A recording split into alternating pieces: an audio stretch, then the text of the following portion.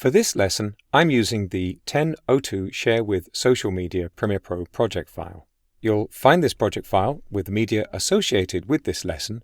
Double-click on it to open it in Premiere Pro.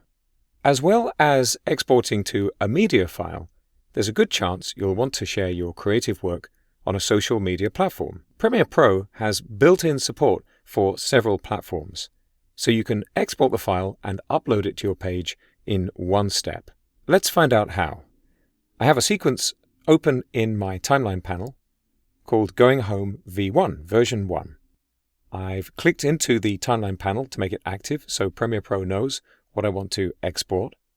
And I'm going to go to File, Export, Media.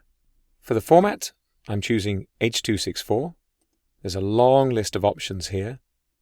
And if you have a specific format you need to export to, you can just choose it on the list.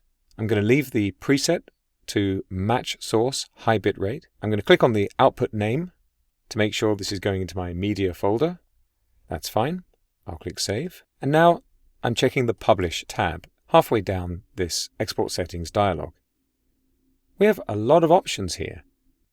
I'm just going to illustrate this workflow using Behance. I'll put a check in the box to enable this option. And you can see I've already logged into my account. You'll use your Adobe ID to log in to access Behance.